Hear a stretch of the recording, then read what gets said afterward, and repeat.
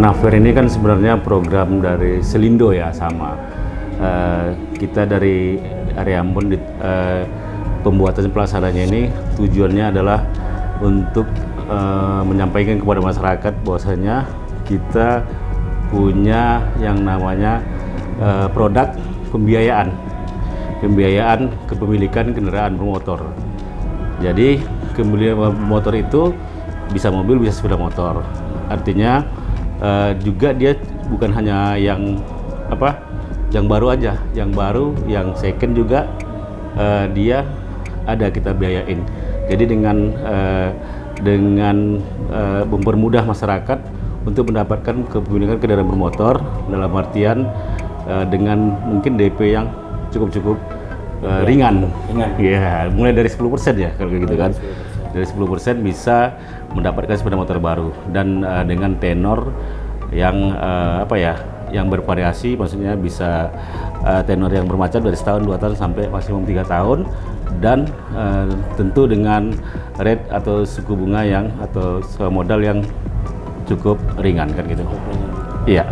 Pak, terkait pemilikan kendaraan bermotor tadi Bapak sempat bilang soal kendaraan, ada cicilan kendaraan bekas begitu?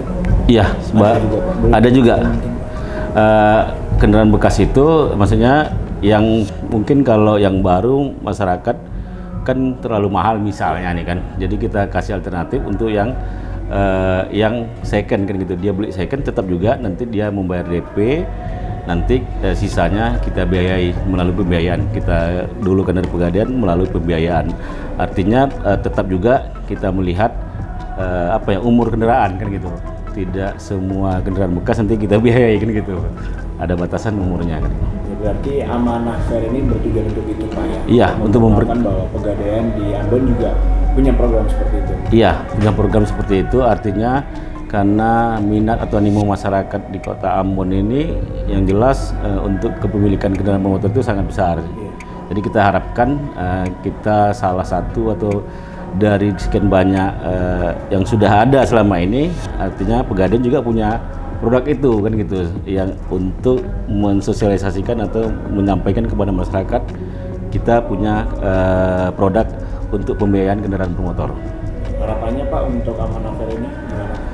Harapannya dengan ini kan tersosialisasikan, masyarakat tahu, ya tentu harapan yang paling besarnya pasti agar produk ini laku atau diminati oleh masyarakat, karena jelas sewa modal atau bunganya itu cukup kompetitif, cukup ringan sekali gitu.